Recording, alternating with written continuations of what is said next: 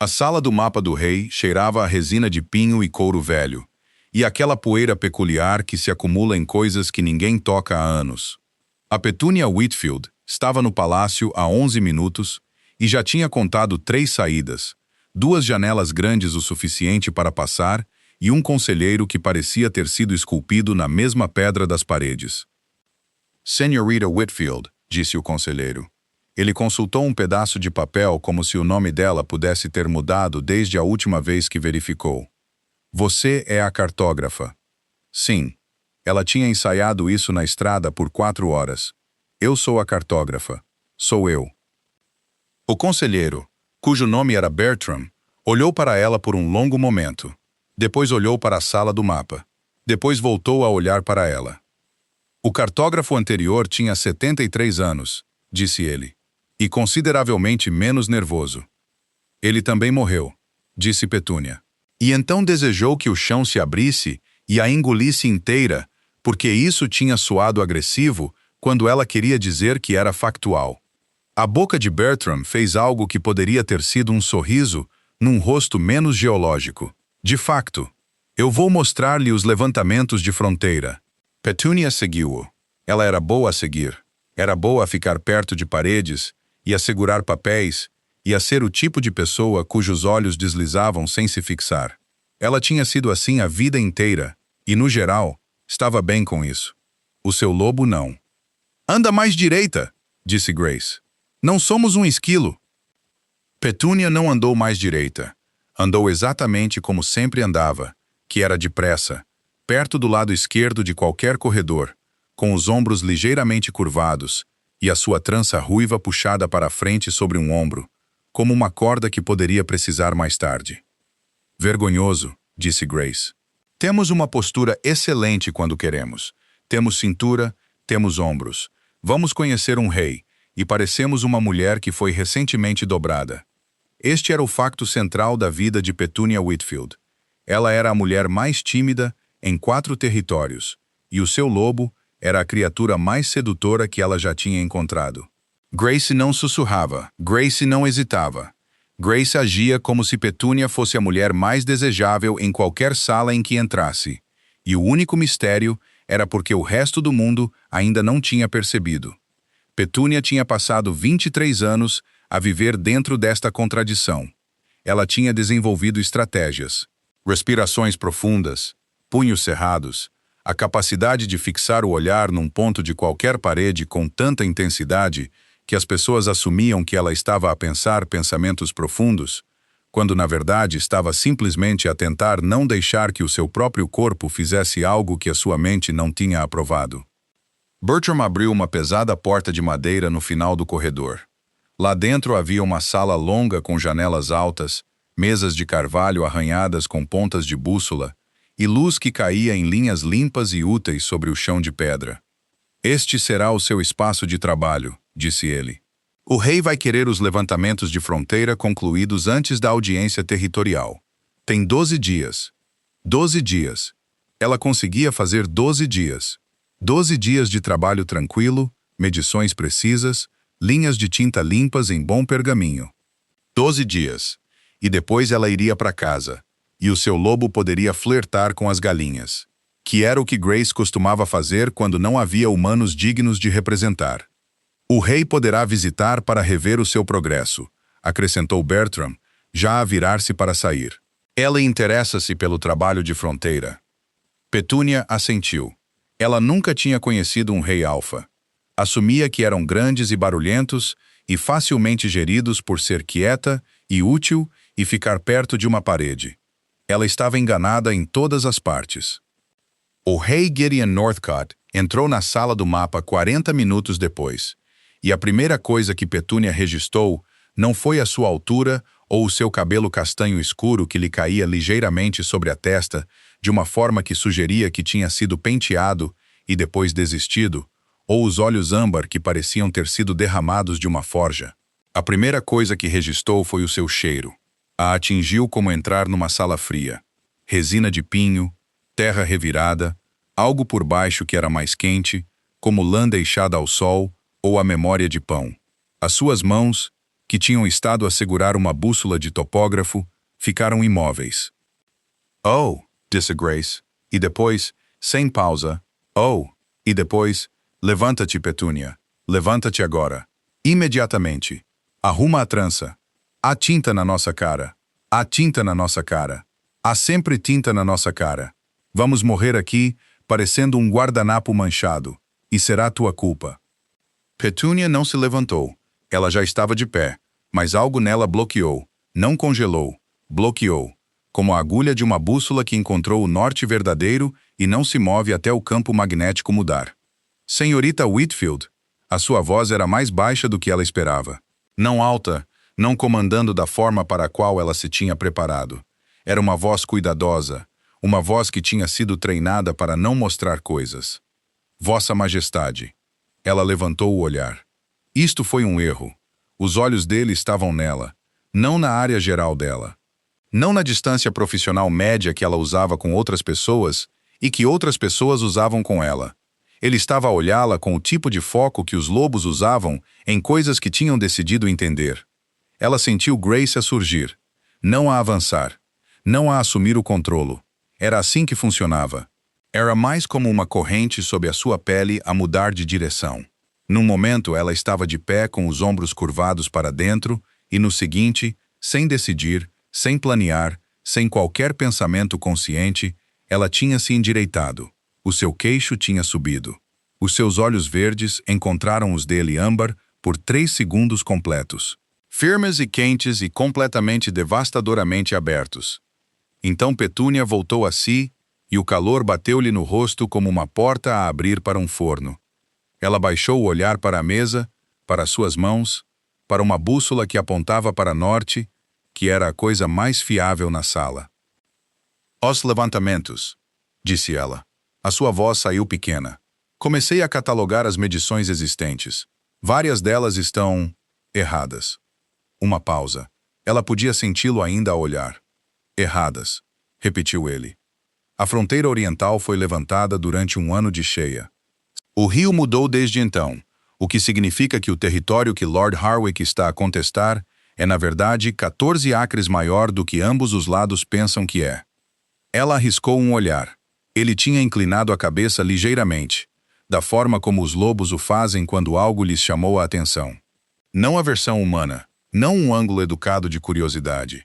A atenção imóvel e focada de um animal que registrou algo importante e está a decidir o que fazer a respeito.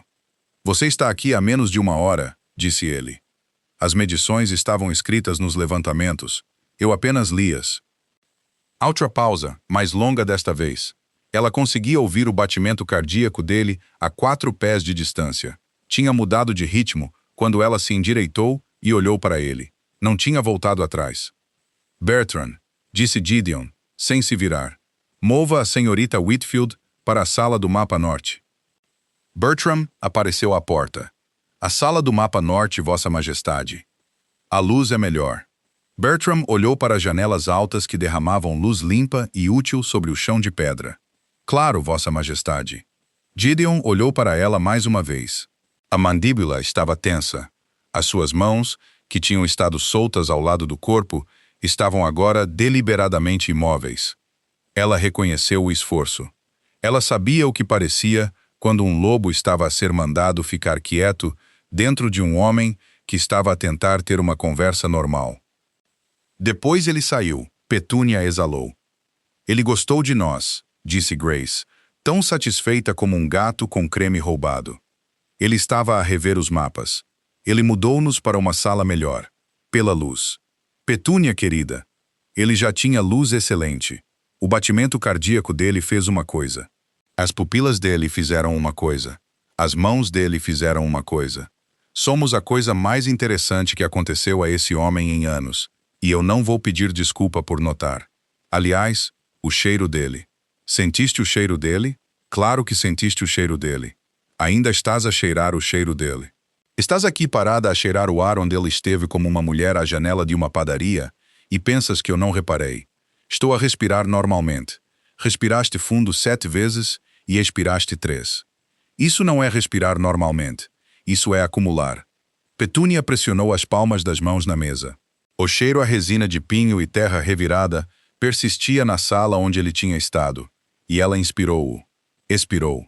Ela disse a si mesma que estava a respirar normalmente, e não estava. 11 dias e 23 horas para ir. Capítulo 2. Os corredores. A sala do mapa norte era, objetivamente, a melhor sala do palácio.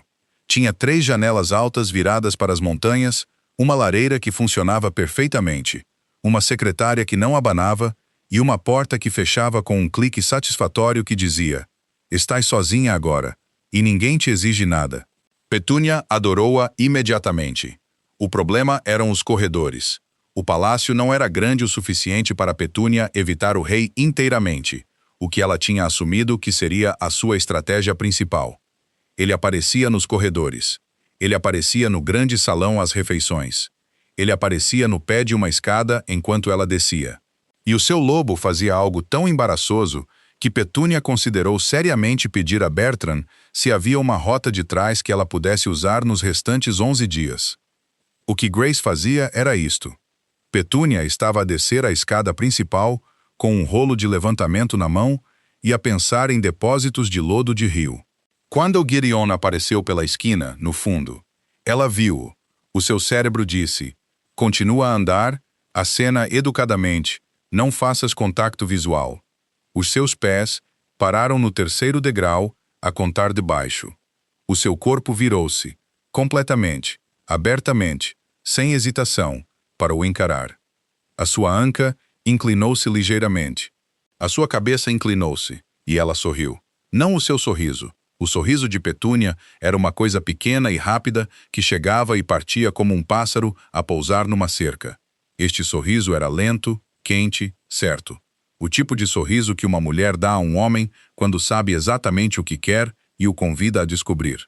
Durou 2 segundos e meio.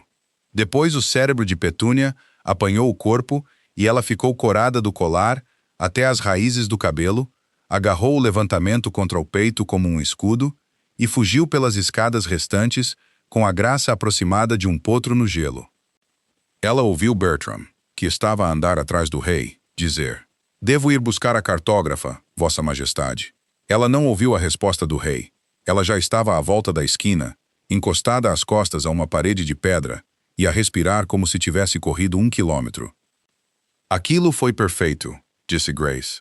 "Aquilo foi um desastre. Ele ainda está ali. Eu sinto-o. Ele não se moveu." Petúnia pressionou as mãos sobre o rosto. Através dos dedos, ela ainda conseguia sentir o cheiro dele.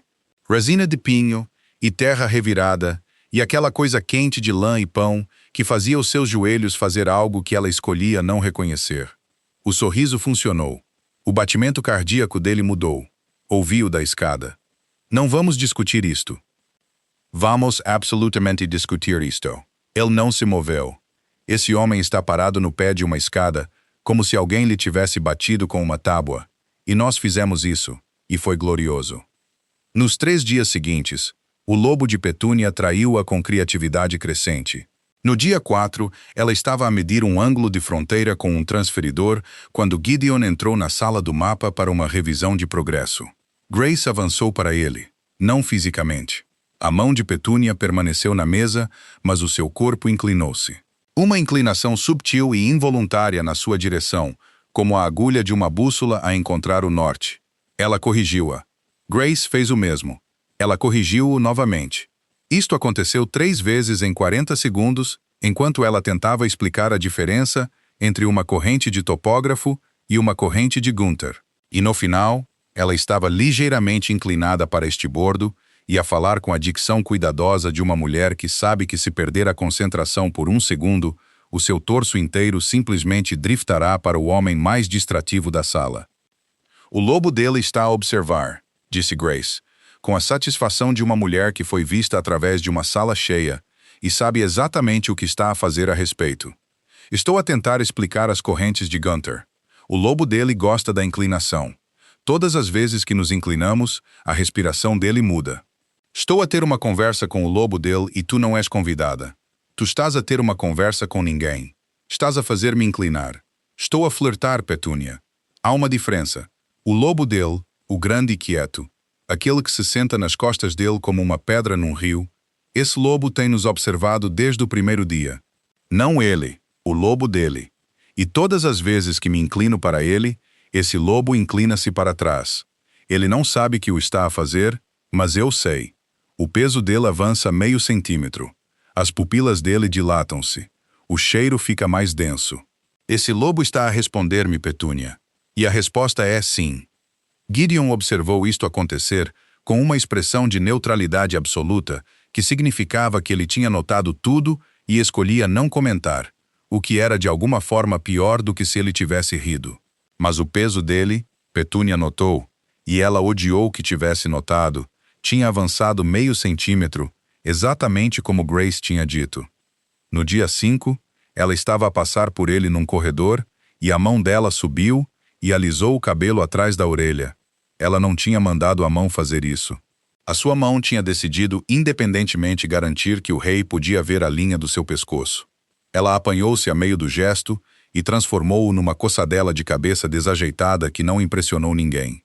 Gideon parou a meio do passo. As suas narinas dilataram-se, um micromovimento, involuntário, o lobo a ler o ar, e depois continuou a andar, e nenhum deles reconheceu que o seu passo tinha abrandado em exatamente um passo. Oportunidade perdida, disse Grace. Vou cortar esta trança. Nunca farias isso. Ele adora a trança. A respiração dele muda quando vê a trança. No dia 6, ela estava sentada em frente a ele ao jantar, um evento inevitável. Ela tinha tentado comer no seu quarto. Bertram informou-a gentilmente que o rei esperava os seus convidados à mesa. E o seu pé, debaixo da mesa, tocou na bota dele. Não acidentalmente, deliberadamente. O seu pé atravessou o espaço entre a sua cadeira e a dele, e a ponta da sua bota de couro desgastada pressionou o lado da sua bota muito maior e muito mais real e repousou ali. Ela não notou por 12 segundos. Quando notou, puxou o pé para trás tão rápido que deu um pontapé na perna da mesa e fez todos os pratos tilintarem. O copo de água de Gideon balançou. 2 conselheiros levantaram o olhar. Um pãozinho deixou a sua cesta. Gideon olhou para o seu prato. Um músculo na sua mandíbula moveu-se. Bebia um gole de água. Pousou. Não olhou para ela. A carne de caça está bem preparada hoje à noite, disse ele para ninguém em particular. Bertram, sentado 3 cadeiras de distância, deu um longo gole na sua chávena. A Petúnia passou o resto da refeição a olhar para a comida com o foco de uma mulher a desarmar uma bomba. Comeu 3 dentadas de pastinaca assada, bebeu um cálice inteiro de água, disse com licença a uma nabo e saiu da sala com a postura rígida de alguém cujo corpo se tinha tornado um narrador pouco fiável da sua vida. No corredor depois, ela encostou a testa à parede de pedra fria. A bota dele não se moveu, disse Grace conversacionalmente. O quê? Quando o teu pé tocou na bota dele, ele não a moveu. Ele não se afastou, não se encolheu, não se ajustou. 12 segundos, Petúnia. Ele deixou a bota exatamente onde estava. Petúnia ficou muito quieta encostada à parede e pensou nisso por mais tempo do que deveria. Preciso que entendas algo, disse Grace no tom de uma mulher a fazer um briefing para o qual se tem preparado há algum tempo. O lobo dele e eu estamos envolvidos. Tu não estás envolvida. Estamos a comunicar desde o primeiro dia. Ele observa através dos olhos do rei. Eu sinalizo através do teu corpo. Ele responde através do corpo do rei. Temos uma relação inteira a acontecer debaixo do teu desastre profissional, e está a correr lindamente. Grace, não podes ter uma relação com um lobo com quem nunca falaste. Não precisamos de falar. Ele muda de peso quando eu me inclino. Eu mostro-lhe a tua garganta, ele para de respirar. Eu faço-te sorrir, as pupilas dele dilatam-se. Estamos a ter a conversa mais articulada de qualquer pessoa neste palácio, e nenhum de nós usou uma única palavra. Honestamente, Petúnia, os humanos nesta situação são os que a tornam complicada. Não sou eu que a estou a tornar complicada. Estou a tentar trabalhar. Tu disseste com licença a um nabo ao jantar. Trabalhar não é a palavra que eu usaria. No dia 7, o pior deles. Ela estava a apresentar um achado preliminar de fronteira a Gideon e Bertram na antecâmara do conselho. Ela estava nervosa. Ela estava a suar. Ela estava a ler as suas notas numa voz tão baixa que Bertram se inclinou para ouvir. E quando Gideon disse com a sua voz baixa e cuidadosa, "Continue, senhorita Whitfield", ela fez um som, um zumbido pequeno, involuntário, satisfeito, como um gato a ser acariciado, no meio deles. No meio de uma frase sobre limites de bacias hidrográficas, Bertram olhou para o teto. Gideon olhou para ela com uma expressão que ela não conseguia ler, o que era pior do que qualquer expressão que ela pudesse ter lido, porque significava que ele estava em modo gerido e ela não fazia ideia do que estava por baixo. Os nós dos seus dedos, ela notou, tinham ficado brancos à volta da sua caneta. Ela terminou a apresentação com as orelhas a arder e o lobo a ronronar como um motor. Na saída, ela ouviu Bertram dizer a Gideon, no tom de um homem, a arquivar um relatório. Limites de bacias hidrográficas. Assunto fascinante. Gideon não disse nada. Verdadeiramente revigorante. Bertram continuou para ninguém. O cheiro dele mudou. Quando fizeste esse som, Grace relatou depois, enquanto Petúnia estava deitada de cara no chão no quarto de hóspedes. Ficou mais quente, mais denso. Como se ele estivesse a tentar não reagir e o corpo dele fizesse isso de qualquer forma. A mão esquerda dele agarrou o braço da cadeira com tanta força que a madeira rangeu. Ele pensou que ninguém via. Eu vi. Bertram viu. Todos naquela sala com um nariz funcional viram. Ronronaste para o homem, Petúnia, num ambiente profissional sobre limites de bacias hidrográficas. Foi o melhor momento da nossa vida. Por favor, para. Estamos a ganhar, Petúnia. Não estamos a competir. Estamos a ganhar. O que Petúnia não sabia, não podia saber, porque estava demasiado ocupada a mapear o território que lhe tinha sido atribuído e demasiado ocupada a tentar impedir que o seu próprio corpo declarasse intenções que não tinha autorizado, era o que estava a acontecer do outro lado. O rei Gideon Northcott não estava a ter uma boa semana. Ele estava a ter, especificamente, o tipo de semana em que cada mecanismo cuidadosamente mantido de compostura e precisão política estava a ser metodicamente desmantelado por uma mulher que tinha 1,62, pesava aproximadamente nada e não conseguia olhar para ele por mais de 3 segundos sem ficar curada como um pôr do sol. O seu lobo, Pride, não ajudava. Pride não era um lobo barulhento. Pride era o tipo de lobo que se deitava nas costas da mente de um homem como uma pedra no fundo de um rio. Presente, pesado, permanente e muito, muito paciente. Pride não fazia comentários. Pride não oferecia conselhos. Pride não encenava colapsos teatrais sobre cheiro ou proximidade ou a forma como a trança de uma mulher caía sobre o ombro quando ela se inclinava sobre uma mesa de mapas. O que Pride notava, e o que ele continuava a notar com especificidade crescente e profundamente inconveniente, era o lobo dela, Grace. Ele não sabia o nome dela. Não precisava de saber. Ele sabia-a da forma como um lobo conhece o tempo. Ela estava lá em todas as salas que Petúnia entrava, sinalizando através do corpo de Petúnia com a confiança descarada de um lobo que não tinha absolutamente nenhum interesse em subtileza. A inclinação, o sorriso, a garganta, o pé debaixo da mesa. Cada um desses era Grace a tentar alcançar Pride através do único canal que ela tinha, o corpo da sua humana. E Pride tinha estado a responder. Ele sabia que tinha estado a responder. O peso a avançar, o cheiro a engrossar, a respiração a mudar. Estas não eram coisas que Gideon estava a fazer. Estas eram coisas que Pride estava a fazer através de Gideon, da mesma forma que Grace as estava a fazer através de Petúnia. E o resultado era que 2 lobos estavam a conduzir um cortejo à vista de todos, enquanto os seus humanos tentavam ter conversas sobre limites de bacias hidrográficas e fingiam não notar que a sala ficava cada vez mais quente. Ela é ousada, disse Pride no dia 6. A primeira coisa que ele disse sobre Grace que não foi nosso. Ela é o seu lobo. Ela é corajosa. A humana dela tem medo de tudo. O lobo dela não tem medo de nada.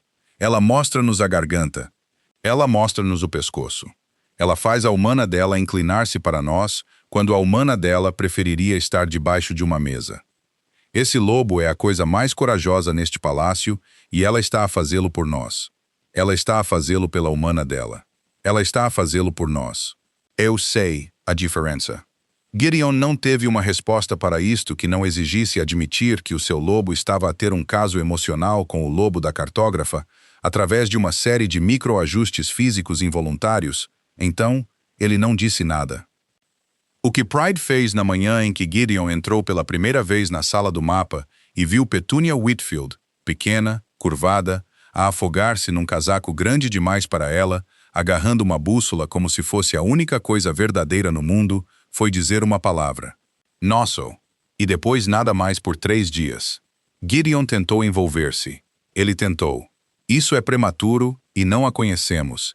E eu tenho uma disputa territorial para resolver, e isto é extraordinariamente inconveniente. Pride não disse nada. Pride apenas observou. Através dos olhos de Gideon, com o foco de Gideon, Pride observou Petunia Whitfield a trabalhar. Observou as suas mãos, que eram seguras e precisas quando estavam a desenhar e a tremer quando não estavam.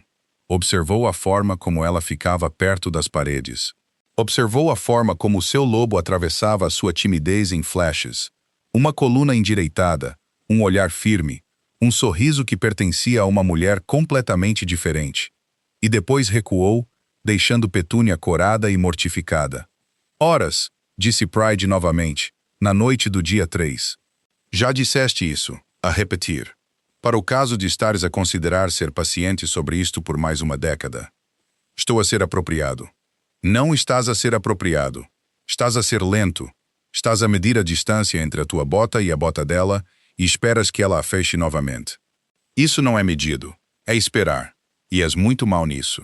Gideon não teve resposta para isto porque era completamente preciso. O sorriso da escada quase o desfez. Ele sentiu-o no peito. O lobo dela a olhar para ele através dos seus olhos verdes com uma abertura que Petunia própria nunca permitiria. E depois o recuo, o rubor, a fuga, o levantamento enrolado apertado contra o peito. Ele ficou parado no pé daquela escada durante 11 segundos depois de ela desaparecer. As suas mãos tremiam. Não visivelmente. Reis não tremiam visivelmente. Mas dentro das suas mangas, os seus dedos tinham se cerrado em punhos. E Pride não disse nada porque Pride já tinha dito a única palavra que importava. Bertram olhou para ele com a expressão de um homem que serviu 3 reis e serviria mais 3 e não estava remotamente surpreendido. Ela é bastante competente com mapas. Bertram disse neutralmente. Sim. E bastante aterrorizada com todo o resto. Reparei. E o lobo dela parece ter opiniões. Gideon olhou para o seu conselheiro. Não vou discutir isto consigo, Bertram. Claro que não, Vossa Majestade. Apenas observo que a sala do mapa norte é tipicamente reservada para funções de Estado e tem a secretária mais cara do palácio. Gideon afastou-se. Atrás dele, ele tinha a quase certeza de ter ouvido Bertram suspirar pelo nariz de uma forma que, de qualquer outra pessoa, teria sido uma risada. Capítulo 3. O Conselho. No dia 9, Lord Harwick chegou com a sua delegação. Harwick era um homem alto e magro, com um aperto de mão que durava precisamente 1 segundo a mais, e uma voz que sugeria que cada frase era um favor que ele concedia ao ouvinte. Ela representava a matilha de Greymore, cujos territórios faziam fronteira com as estepes orientais do reino de Ashvale, e ele tinha vindo contestar 14 acres de terra de fronteira que, de acordo com os seus levantamentos, pertenciam a Greymore e sempre tinham pertencido. Os seus levantamentos estavam errados. Petunia sabia disso com uma certeza calma e absoluta, que ela sabia onde estava o norte. Ela tinha passado 9 dias a viver dentro das medições. Ela tinha andado pelos números enquanto dormia. O levantamento da fronteira oriental de 1797 tinha sido realizado durante um ciclo de cheias de 20 anos, e o rio tinha desde então recuado para o seu curso natural, que era 42 metros mais a leste do que os mapas de Harwick mostravam. A audiência territorial estava marcada para a manhã seguinte. Petunia apresentaria as suas descobertas ao conselho em público, em voz alta, à frente das pessoas. Ela não dormiu essa noite. Sabes isto? Disse Grace às 3 da manhã, enquanto Petunia olhava para o teto e ensaiava a sua frase de abertura pela 14ª vez. Sabes cada linha em cada mapa. Sabes onde cada marcador de pedra está. Sabes o que o rio fez e por quê? O saber não é o problema. Falar é o problema. Falar é apenas o saber a sair da tua boca. Essa é a pior descrição de falar em público que já ouvi. Falaste com ele na sala do mapa. Disseste-lhe que os levantamentos estavam errados e não gaguejaste uma vez. Petúnia pensou nisso. Era verdade. Quando ela estava dentro dos mapas, dentro das medições, dos ângulos, da lógica de onde a Terra encontrava a água e a água moldava a Terra, a timidez não a atingia. Os mapas eram dela. Era um único domínio onde ela não precisava de ensaiar, não precisava de encontrar uma parede perto da qual ficar, não precisava de se preparar para a solidão peculiar de ser o tipo de pessoa cujos olhos deslizavam sem se fixar. Nos mapas, ela não era invisível. Ela era quem via. Então fica nos mapas, disse Grace simplesmente. Fica em frente a esses homens e está dentro da coisa que conheces. O resto é apenas mobiliário. A Câmara do Conselho estava fria e cheia de homens. Petúnia ficou na mesa de apresentação com os seus levantamentos desdobrados e as mãos a tremer, e a sua voz algures na parte inferior da sua garganta, a recusar-se a sair com um volume que qualquer pessoa além da segunda fila pudesse ouvir. Senhorita Whitfield, disse Bertram da sua posição perto da cadeira do rei, talvez um pouco mais alto. Ela podia sentir todos os pares de olhos. Podia sentir a delegação de Hardwicke, 3 homens que cheiravam a lã úmida e confiança política. Podia sentir os anciãos do conselho, que cheiravam a idade e ceticismo e o tipo peculiar de paciência, que era na verdade impaciência a usar barba. E ela podia sentir Gideon. Ele estava na cabeceira da mesa, quieto, atento, olhos âmbar nela, não expectante, não impaciente, apenas presente. Da forma como um homem está presente quando decidiu que o que está a acontecer à sua frente é a coisa mais importante na sala. Olha para os mapas, sussurrou Grace. Não para eles. Para os mapas. Petúnia olhou para os mapas e algo mudou.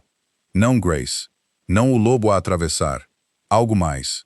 Algo que era inteiramente Petúnia, inteiramente humano, inteiramente a mulher que tinha passado 23 anos a ser quieta e precisa e invisível, e que sabia com a certeza de uma bússola exatamente onde estava a fronteira. O levantamento de 1797 foi realizado durante um ciclo anômalo de cheias, disse ela. A sua voz saiu clara, não alta, não forçada. Clara como tinta em bom pergaminho. O rio Ashmore corria 42 metros a oeste do seu curso natural. Todas as medições feitas a partir da margem oriental naquele ano estão erradas pela mesma margem. A reivindicação de Lord Hardwicke baseia-se nestas medições. Ela virou-se para a sobreposição. Tinha-a desenhado ela própria. A linha de 1797 a vermelho, a margem atual do rio a preto, a fronteira corrigida a azul. É aqui que a fronteira realmente está. Ela traçou a linha azul com um dedo. 14 acres. 114 acres que Hardwicke pensava que eram seus, porque um rio tinha estado no lugar errado há 200 anos. A sala estava em silêncio. Hardwicke inclinou-se para a frente. E tenha certeza disso, senhorita Whitfield. Sim. Com base em que evidências? Precisamente. Com base em 3 levantamentos geológicos independentes, uma análise da profundidade do sedimento da margem oriental e o facto de que o cartógrafo de 1797 notou as condições de cheia nas suas notas de margem, mas ninguém as leu porque ele escreveu em taquigrafia, e eu sou, tanto quanto sei, a única pessoa viva que consegue ler a taquigrafia de Garrett Henley. Isto caiu na sala da forma como uma faca bem lançada cai numa mesa. Ponta primeiro. A tremer. Inegável. Hardwicke sentou-se na sua cadeira. Os 3 homens atrás dele trocaram um olhar que dizia que não se tinham preparado para isto e desejavam muito ter trazido o seu próprio cartógrafo. Isso é, disse Hardwicke, com a dignidade cuidada de um homem que está a perder e sabe disso. Uma reivindicação considerável. É uma reivindicação documentada. Tenho as notas de margem, tenho as traduções, tenho os núcleos de sedimento da margem oriental, datados independentemente por 2 agrimensores agrícolas separados, nenhum dos quais sabia que estava a contribuir para uma disputa territorial. O rio mudou, Lord Hardwicke. A fronteira não. Ela levantou o olhar dos mapas. Hardwick estava a encará-la. Os anciãos do conselho estavam a encará-la. Bertram tinha uma sobrancelha levantada, o que na sua cara equivalia a uma ovação em pé. E Gideon? Gideon olhava para ela com uma expressão que ela nunca tinha visto antes. Não gerida, não cuidadosa, não o foco controlado de um rei a rever evidências. Os seus lábios estavam ligeiramente entreabertos. Os seus olhos âmbar estavam muito imóveis, e nas suas bordas, apenas nos remos, apenas por um momento, ela viu ouro. Não político, não composto, não gerido de todo. Nosso, disse Pride. E pela primeira vez, não foi quieto. Foi o som que um rio faz quando encontra o mar. Petúnia viu o ouro nos olhos dele e sentiu o seu próprio lobo a erguer-se. Não a surgir, não a empurrar, mas a erguer-se, como calor a subir por soalhos. E por um momento eles apenas olhavam um para o outro através de uma sala cheia de homens que não importavam. E os mapas não importavam. E a fronteira não importava. E a única medição que significava alguma coisa era a distância entre onde ela estava de pé e onde ele estava sentado, que era exatamente 2,7 metros. E demasiado longe, e a fechar. Aqui estás, disse Grace. E ela não estava a falar com Petúnia. Estava a falar com o ouro nos olhos dele, com o lobo atrás deles, com Pride, que tinha estado a observar e a esperar e a responder aos seus sinais por 9 dias. Aqui estás. Tenho chamado por ti. Ouviste-me. Cada inclinação, cada olhar, cada vez que te virei na tua direção, ouviste tudo, não ouviste? Pride não respondeu com palavras. Pride respondeu da forma como sempre respondia, através do corpo. As mãos de Gideon, que estavam pousadas nos braços da sua cadeira, abriram-se. Não um gesto, não uma decisão. Apenas abriram-se, como um homem a libertar algo que tinha estado a segurar demasiado apertado por demasiado tempo. Grace viu isso. Através de 2,7 metros, através de 12 homens hostis, por cima de um mapa de 200 anos, ela viu um lobo abrir as mãos e soube exatamente o que significava. Bem, disse Grace, agora para de ser paciente e vem buscar-nos. Ela quebrou o contato visual primeiro. Ela quebrava-o sempre primeiro, mas desta vez, as suas mãos não estavam a tremer. Após a audiência, ela recolheu os seus mapas. A Câmara do Conselho esvaziou-se. Hardwick e a sua delegação saíram pelo corredor leste, os seus passos pesados com o peso peculiar de homens que tinham perdido para factos. Ela estava a enrolar o último levantamento quando o ouviu. Senhorita Whitfield, ela levantou o olhar. Gideon estava de pé junto à mesa vazia. Todos os outros tinham ido embora. A sala era pedra fria e janelas altas, e os dois deles. Devia saber, disse ele, que pedi a Bertram para encontrar o melhor cartógrafo em 4 territórios. Ele disse-me que só havia um que valia a pena enviar. Ele não mencionou que tens 23 anos. Teria importado? Não. Uma pausa. Significaria que eu estava mais preparado. Ela não sabia o que isso significava. Ou sabia e não estava pronta para o admitir. Ela guardou o levantamento debaixo do braço e caminhou em direção à porta. Ao passar por ele, perto, mais perto do que precisava, perto o suficiente para o seu cheiro a envolvê-la como uma mão. Grace fez algo. O passo de Petúnia abrandou. O seu ombro virou-se na sua direção. O seu queixo desceu. E por meio segundo a linha do seu pescoço ficou exposta a ele, pálida e aberta e indefesa na luz fria. Depois ela passou por ele e saiu pela porta. Ela não viu o que aconteceu ao rosto dele, mas ouviu o seu suspiro. Agudo, involuntário. Um homem que tinha sido atingido por algo que não conseguia gerir. E ela levou-o consigo até a sala do mapa norte, onde ficou de costas para a porta fechada e a mão pressionada na sua própria garganta, e não se moveu durante muito tempo. Eu não fiz isso, disse Grace muito baixinho. Petúnia engoliu em seco. A sua mão ainda estava na sua garganta. O lugar onde os olhos dele tinham aterrado, onde ela, sem planeamento, sem permissão, sem toda a arquitetura cuidadosa de uma vida construída em torno de não ser notada, lhe tinha mostrado a parte mais vulnerável de si mesma.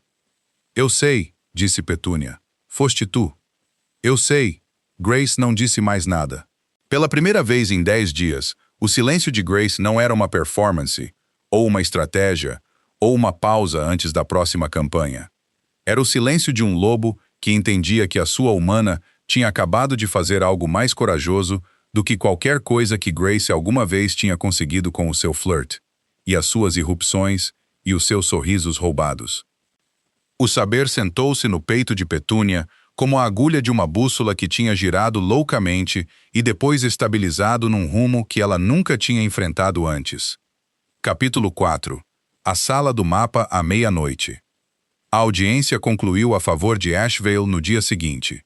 Harwick concedeu os 14 acres com a mandíbula apertada de um homem que tinha perdido para uma mulher com metade da sua idade e melhor caligrafia, e aceitou a fronteira revista com um aperto de mão que durou precisamente 1 segundo a mais. Petúnia recusou o jantar. Ela não estava pronta para se sentar numa sala cheia de pessoas que a tinham acabado de ver ser visível. Ela voltou para a sala do mapa norte e desdobrou uma folha de pergaminho nova e começou o levantamento final e limpo que Gideon precisaria para o registro territorial. Ela ainda estava lá à meia-noite quando a porta abriu. Ela soube que era ele antes de olhar. Resina de pinho e terra revirada e aquela coisa quente por baixo. A sua mão parou de se mover. A tinta puxou no final de uma linha que ela estava a desenhar e ela viu-a escorrer para o pergaminho com o pensamento distante de que precisaria de recomeçar aquela secção. Deverias estar a dormir, disse ela ao mapa. Tu também deverias. Ele fechou a porta atrás de si. O clique foi muito alto na sala silenciosa. Ele atravessou a mesa.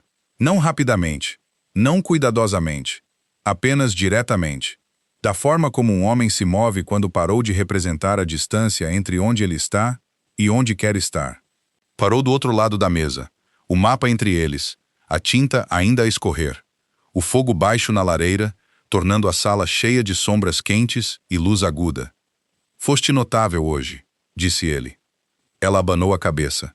Estava a ler medições. Estavas a ler a taquigrafia de um homem morto que mais ninguém vivo consegue ler, e fizeste-o à frente de uma delegação hostil, e as tuas mãos pararam de tremer à segunda frase. A terceira. A segunda. Contei. Ela levantou o olhar. Na luz fraca, o rosto dele era feito de ângulos e sombras. Os seus olhos âmbar estavam escuros, não dourados, não lobo, apenas escuros e quentes, e a olhá-la com um tipo de atenção que a fazia sentir como se alguém tivesse arrancado todas as paredes perto das quais ela alguma vez se tinha encostado e a deixado no centro de uma sala sem saídas. O seu lobo estava completamente silencioso. Pela primeira vez em 10 dias, Grace não disse nada. Grace estava apenas presente, quente na base da coluna de Petúnia, a esperar. "Por que estás aqui?" perguntou Petúnia. Gideon colocou as mãos na mesa. Os seus dedos eram longos, cicatrizados nos nós. Ele olhou para as próprias mãos, como se estivesse a decidir algo sobre elas. "Porque tenho estado a manter uma distância precisa e apropriada durante 10 dias, disse ele, e gostaria de parar. A respiração de Petúnia prendeu-se. Não da forma como as respirações se prendem em histórias, um suspiro, uma inspiração dramática. Simplesmente parou. Como se os seus pulmões tivessem decidido esperar para ver o que acontecia a seguir, antes de se comprometerem com outro ciclo. Gideon. Foi a primeira vez que usou o nome dele. Ela sentiu-o na boca como uma pedra que tinha estado a carregar e finalmente a pousar. Ele deu a volta à mesa lentamente, não lentamente gerido. O tipo de lentidão que significa que uma pessoa te está a dar tempo para sair, se quiseres sair. Ela não saiu. Ele parou à sua frente. Perto o suficiente para ela sentir o calor dele. Perto o suficiente para o cheiro já não ser um fundo. Era tempo. Era atmosfera. Era o próprio ar. "O teu lobo", disse ele baixinho. "Quando me olhas da forma como me olhaste na escada e na câmara do conselho, isso é o teu lobo." "Sim." E depois recuas. "Sim." E o recuo és tu. Ela assentiu. A sua garganta estava apertada. "Petúnia." Ele disse o nome dela como ela tinha dito o dele, como a pousar algo. "Não estou interessado no teu lobo." Ela sentiu as palavras a aterrar. Sentiu-as a atingir algo no seu peito que se tinha preparado para exatamente isto. Que a coisa a que ele respondia era Grace, era a confiança, era o sorriso que não lhe pertencia. E que a verdadeira Petúnia, a que ficava perto de paredes e ensaiava frases e contava saídas, não era a que ele queria. Estou interessado na mulher que contou 3 saídas em 1 minuto de entrar numa sala, disse ele. E que segura uma bússola como se fosse a única coisa honesta no mundo. E que leu a taquigrafia de um homem morto porque estava curiosa. E que ficou em frente a 12 homens hostis e os fez ouvir porque sabia que estava certa. Grace fez um som dentro dela. Não satisfeito, não sedutor. Um som como um suspiro contido a libertar-se. O teu lobo é charmoso, disse Gideon. Mas não é o teu lobo que eu mudei para a melhor sala do palácio. Ela sentiu lágrimas a acumular-se e ela não as queria. Ela apertou a mandíbula e respirou através delas, e as lágrimas vieram de qualquer forma, 2 a escorrer pelo seu rosto em linhas limpas, como tinta em pergaminho, e ela limpou-as com o calcanhar da mão e disse: Estás a estragar o meu levantamento. A tinta escorreu há 3 minutos. O levantamento já estava estragado. Ela riu. Saiu rúmido e surpreendido, e inteiramente seu, não de Grace, não de mais ninguém. Uma risada pequena, real, pouco graciosa. Ele estendeu a mão lentamente. A sua mão tocou na lateral do seu rosto. O seu polegar traçou a linha que a lágrima tinha feito. Os seus dedos eram quentes e ásperos e muito cuidadosos, e ela podia sentir a contenção neles. Não cuidadosos porque ele estava a gerir o momento, mas cuidadosos porque a coisa que ele estava a tocar importava e ele tinha medo de a segurar mal. Ela inclinou-se contra a mão dele. Não Grace, Petúnia. Ela inclinou-se contra a mão dele porque queria e porque pela primeira vez na sua vida, o querer e o fazer chegaram ao mesmo momento sem uma reunião de comitê entre eles. Ele beijou-a. Não foi o beijo urgente e consumidor para o qual o seu lobo tinha estado a fazer campanha desde o primeiro cheiro. Foi lento. Uma pergunta. A sua boca encontrou a dela e a pergunta foi: És tu? Não o lobo. Não a confiança emprestada. Não o sorriso da escada. Tu. E a sua resposta foi o som que lhe saiu. Não um zumbido desta vez. Algo mais baixo. Algo que pertencia ao seu peito e não à sua garganta. E a sua mão subiu para agarrar a frente da sua camisa, porque os seus joelhos tinham tomado uma decisão sobre o seu futuro que não incluía ficar de pé. Ele sabia a frio e a calor. Ela lembraria-se disso mais tarde. Ela lembraria-se que a boca dele era cuidadosa da forma como as suas mãos nos levantamentos eram cuidadosas. Precisa, atenta, ciente de que a coisa à sua frente exigia exatidão. Ela lembraria-se que o cheiro a resina de pinho e terra revirada estava em todo o lado agora, não um fundo, mas tempo, atmosfera, o ar que ela estava a respirar diretamente da sua pele. A sua outra mão encontrou a parte de trás do seu pescoço.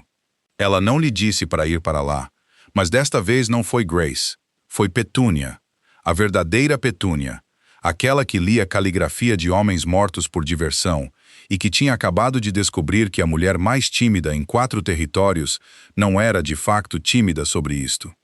A sua compostura quebrou-se. Ela sentiu isso acontecer. O momento em que a pergunta cuidadosa se tornou uma afirmação, o momento em que a sua mão apertou a sua cintura e um rosnado baixo subiu pela sua garganta, involuntário, animal. E ela sentiu-o vibrar contra a sua boca e ela não se afastou. A sua mão livre encontrou o fim da sua trança e enrolou-a à volta do seu punho uma vez, gentilmente. E ela sentiu isso também, de uma forma que atravessou ela como uma linha de bússola de norte a sul.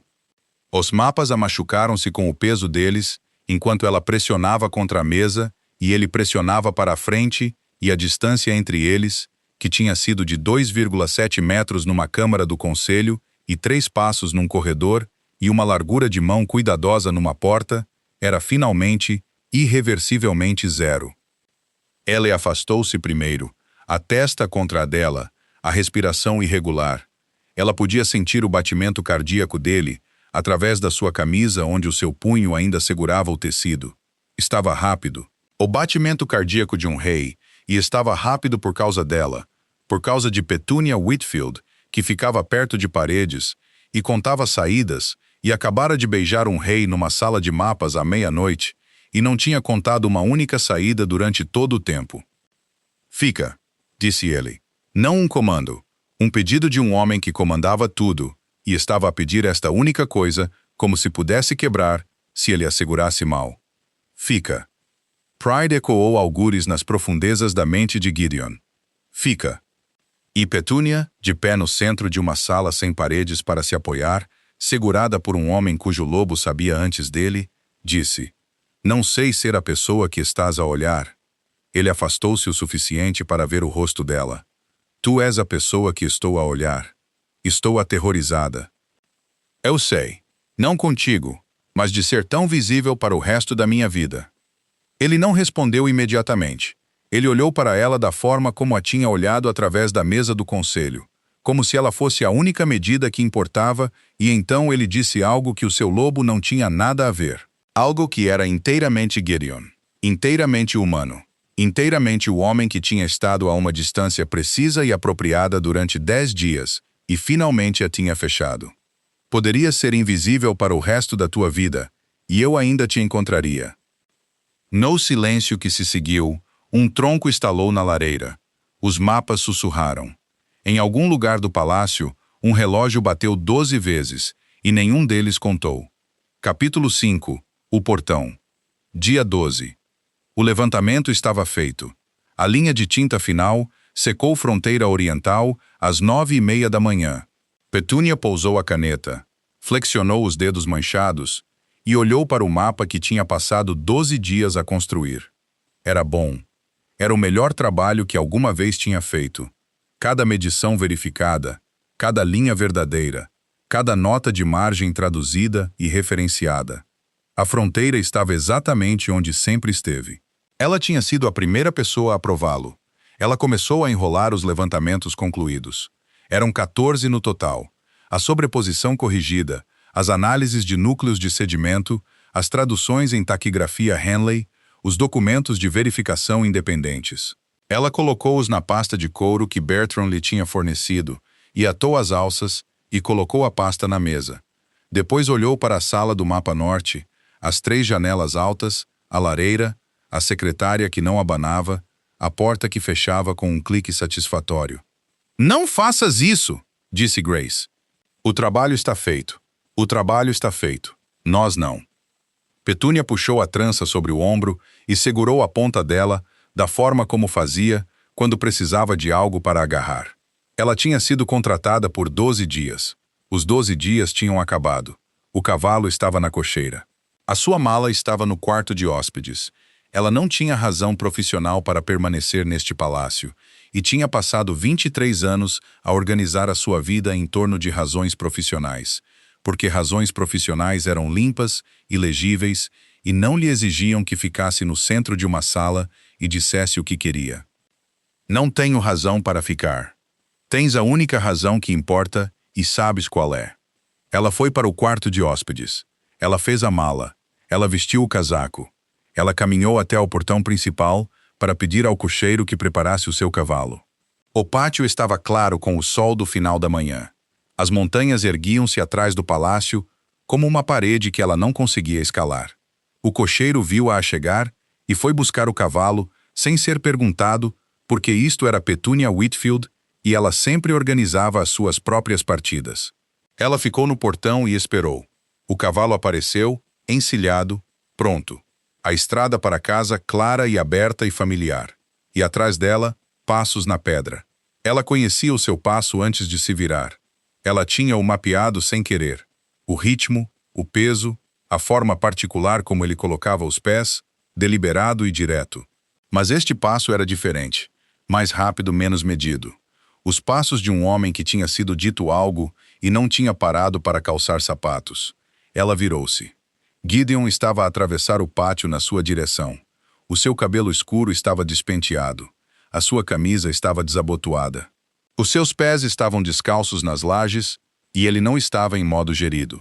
A compostura cuidadosa, as frases precisas, o foco controlado, desaparecidos. Ele parecia um homem que tinha entrado na sala do mapa, visto a secretária vazia e os levantamentos enrolados, e o estojo de couro atado, e viera diretamente para cá sem parar para nada. Nem um casaco, nem botas, nem uma única frase preparada. Bertram estava a 6 passos atrás a segurar uma chávena de chá e a usar uma expressão de neutralidade estudada que não enganava absolutamente ninguém. "O levantamento está completo", disse Petúnia. A sua voz saiu pequena. A voz do pátio, a voz de ficar perto de paredes. "Eu sei. Bertram tem a mala. Todos os 14 levantamentos, mais as traduções de Henley. A fronteira é..." "Eu sei onde está a fronteira, Petúnia." A sua voz partiu no nome dela. Uma pequena fratura, uma ruptura na pedra. Ela viu-a acontecer. Ela viu o rei, o homem que comandava tudo, que tinha sido treinado para não mostrar nada, que mantinha distâncias precisas e apropriadas, e mudava de salas em vez de dizer o que queria. Ela viu-o a desfazer-se num pátio à meio da manhã, porque a cartógrafa estava de pé ao lado de um cavalo, e ele não tinha um mecanismo político para isto. "Tenho sido paciente", disse ele. "Tenho sido cuidadoso. Deite espaço e boa luz, e a melhor sala do palácio, e tenho mantido todas as distâncias corretas, e estou a ficar sem distâncias, Petúnia." Acabaram. Bertram tomou um gole de chá. "Ficaste em frente a 12 homens e não tremeste. Leste a escrita de um homem morto. Corrigiste um erro de 200 anos porque estavas curiosa. E porque és extraordinária. E porque vês coisas que mais ninguém vê." Ele parou. A sua mandíbula trabalhou. Ele olhava para ela da forma como ela olhava para os mapas, com total atenção, com o conhecimento de que cada linha importava, com a compreensão de que uma medição errada poderia perder tudo. "Mudei-te para a melhor sala do palácio e disse a mim mesmo que era pela luz. Contei as tuas frases quando apresentaste. Não movi a minha bota ao jantar. Não fui apropriado sobre nada disto, e não tenho uma única frase gerida que me reste." Ele respirou fundo. Não foi uma respiração composta. Foi o tipo de respiração que um homem tira quando está prestes a dizer a coisa mais verdadeira que sabe, e tem medo que não seja suficiente. "Estou a pedir-te, não como um rei, não como um alfa, não como qualquer coisa, a não ser um homem de pé num pátio descalço, para ficares." Ela baixou o olhar. Ele não usava sapatos. O rei de Asheville estava de pé nas lajes no frio do final da manhã, com os pés descalços, porque não tinha tido tempo de gerir isto. Porque não havia nada gerido em nada disto. "Os pés dele", disse Grace, muito baixinho. "Petúnia, olha para os pés dele." Ela estava a olhar para os pés dele. Estavam descalços e frios na pedra, e eram a coisa mais honesta que ela alguma vez tinha visto. O cavalo esperava. A estrada esperava. A vida que ela tinha construído, quieta, precisa, invisível, esperava. Todas as paredes perto das quais ela alguma vez se tinha encostado, esperavam que ela voltasse. Ela largou as rédeas. O cavalo, não tendo qualquer investimento na situação romântica, deu um passo para o lado e começou a comer relva. Ela não disse nada. Ela não tinha uma frase ensaiada para isto. Ela não tinha uma estratégia, ou uma saída, ou uma parede perto da qual ficar. Ela apenas ficou ali, no centro do pátio, visível, vista e sem sair. Ele fechou a distância. 3 passos. A sua mão encontrou a dela. Os seus dedos estavam frios da pedra. Ela podia sentir os calos na palma da mão e o tecido cicatricial nos nós e o ligeiro tremor que significava que o rei de Asheville estava a tremer. A tremer realmente porque uma cartógrafa tinha largado um cavalo. Ela segurou.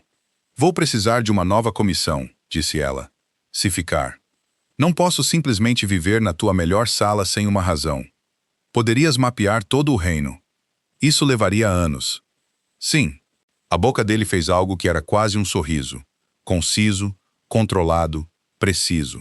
E então quebrou-se, e o verdadeiro sorriso apareceu. E foi devastador.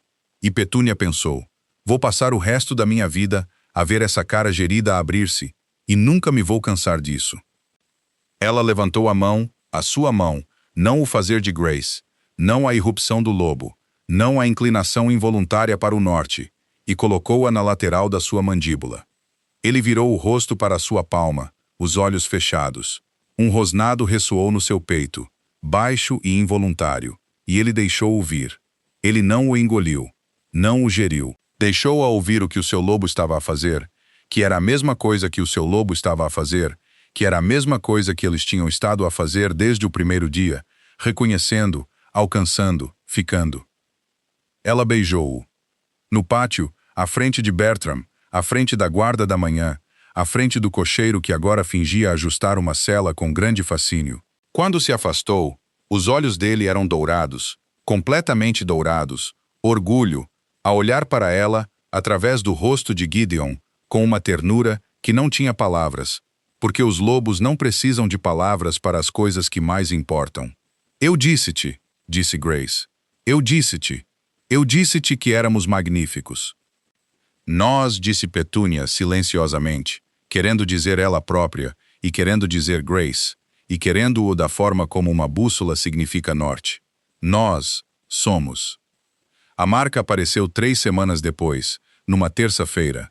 Petúnia estava na sala do mapa norte, como estava todos os dias agora. Ela estava a desenhar a inclinação final na fronteira oriental corrigida. Aquela que tinha vindo aqui desenhar. Aquela que tinha levado 12 dias e depois mais 3 semanas porque a cartógrafa tinha encontrado razões para ficar que não tinham nada a ver com cartografia e tudo a ver com um homem que lhe trazia chá a horas estranhas e se sentava no chão enquanto ela trabalhava e fazia perguntas sobre sombreamento topográfico que ele não precisava de respostas, mas que lhe davam uma razão para a ouvir falar. Ele estava atrás dela. Ela sentiu-o antes de o ouvir, o calor do seu peito contra as suas costas, a sua mão na sua anca, a sua boca no seu ombro, o lugar onde o seu pescoço encontrava a curva do músculo, onde a sua camisa tinha escorregado para o lado porque ela sempre enrolava as mangas e desapertava o colarinho quando estava profundamente no trabalho. Aqui, disse ele contra a sua pele. Ela pousou a caneta. A sua mão estava firme. O seu pulso não estava. Aqui. A marca era uma coisa do corpo, não da mente. Ela sentiu-a nos seus dentes, e na sua coluna, e no som que fez, que não foi um zumbido, e não foi um suspiro, e não foi nenhum som que alguma vez tivesse ensaiado. Grace ficou quieta de uma forma que não era silêncio, mas presença. O lobo enrolado no centro de tudo, finalmente quieto, finalmente em casa. Pride respondeu do outro lado do vínculo, uma ressonância baixa e constante que se instalou na arquitetura do peito de Petúnia como uma pedra de fundação que sempre tinha faltado e agora, finalmente, estava no lugar. Ninguém estava a observar. Os mapas estavam a observar. E as montanhas através das janelas altas estavam a observar. E a poeira na boa luz estava a observar. Mas nenhuma pessoa. Apenas uma bússola a encontrar o norte. Bertram trouxe chá depois. Ele colocou-o na secretária, olhou para a marca nova no pescoço de Petúnia, olhou para o rei, que estava sentado no chão contra a parede, novamente descalço, a olhar para a cartógrafa, como se ela tivesse rearranjado todas as fronteiras do reino. E disse, vou cancelar o teu turno da tarde. Cancela a semana, disse Gideon. Claro, Vossa Majestade. Ele parou a porta. A sala do mapa norte. Luz excelente. Ele fechou a porta atrás de si com um clique que dizia, servi 3 reis, e este é o primeiro que valeu a pena observar. Petúnia encostou-se ao ombro de Gideon. Ele pôs o braço à volta dela. A sua mão encontrou a dele, e os seus dedos entrelaçaram-se. Os dela manchados de tinta, os dele cicatrizados nos nós. Ambos firmes. Os mapas sussurraram na corrente de ar da janela. Lá fora, as montanhas ficaram imóveis, e as fronteiras estavam exatamente onde sempre estiveram. Petúnia Whitfield, que nunca tinha sido o tipo de pessoa em quem os olhos dos outros paravam, estava pela primeira vez na sua vida a não tentar estar em nenhum outro lugar. Casa, disse Pride. Casa, concordou Grace. Nenhum lobo tinha jamais significado a sala.